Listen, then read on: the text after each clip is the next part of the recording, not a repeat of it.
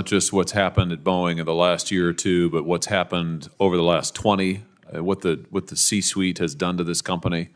Let me give you an example. This is from the Atlantic magazine last month.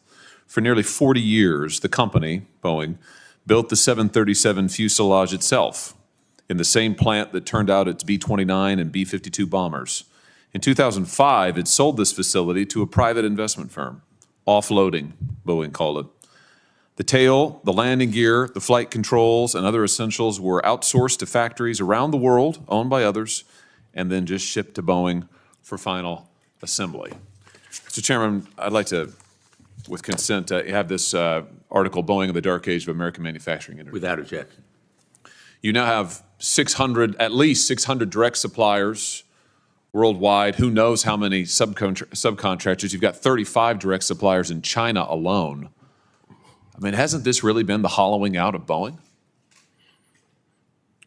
Senator Hawley, I think the decision that we have made with respect to Spirit Aero and our determination to bring it back into the Boeing fold is definitely a vote in favor of vertical integration.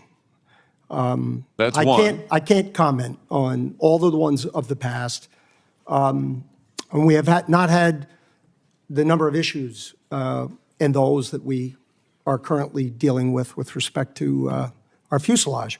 So I can't rewrite history, but I can take action you're in charge forward. you're in charge of the company. I'm just asking you. You're in charge of a company. You're getting paid $33 million a year. You're in charge of a company that has systematically, over decades now, shipped out its jobs, shipped out its production. Over the last decade, while you've either been in charge as CEO or on the board, stock prices have rose 600% at Boeing.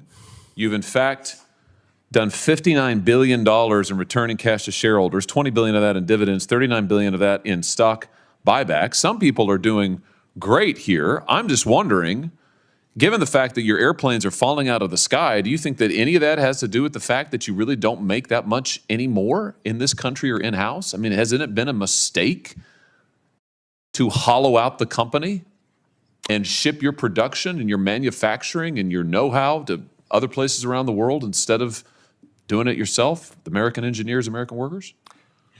Senator Hawley, I think I read an annual report going all the way back to the introduction of the 747, which highlighted the fact that 65% of that airplane would be sourced by U.S. manufacturers here and there. And the other thing I do know that since 2015, again, I don't have all that history but before that, we have actually brought more work to the U.S. than we have taken out of the U.S.